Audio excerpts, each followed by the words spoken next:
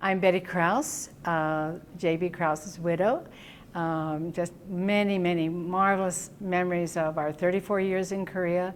And then last year was the first year in 54 years that I have not at least visited Korea. So Korea is in my heart, and wherever you are and whoever you are, you need to not miss the next reunion, because it's just the closest thing to being back there with all of our friends, and we've had a marvelous time in every way. So come join us next year, or 3 years from now. One incredibly meaningful memory that I have is that JB and I both had the privilege of going to North Korea. It took us about 6 months before our visa was approved, and then we had to get papers in China before we could go in.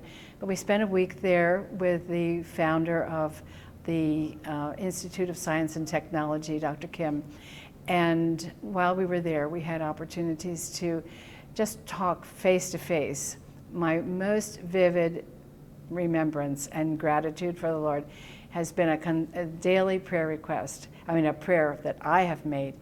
We went, because our plane was canceled on Saturday, we had to wait till Monday, which meant we were there on Sunday. And we were given permission by the government if we would go to hear the speech at the home place of Kim Il-sung, then they would allow us to go to one of the 3 churches in North Korea. So we did, and I will never forget the service.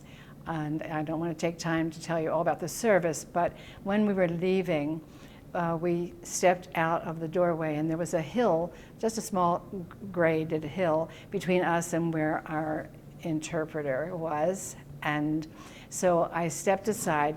There were 2 elderly, very thin North Korean women, grandmothers I called them, and I stepped aside, and then I began to speak to them in Korean. And I shared with them that every morning at Sabyak Kidohue, their family, their Korean families all over the country would be at prayer, and that we had joined that prayer for them for all these years. And I said, they do it every day.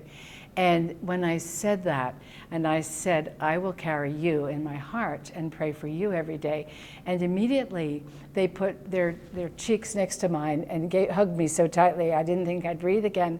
And the tears were just flowing, and they said, carry us in your heart, keep us in your heart, pray for us.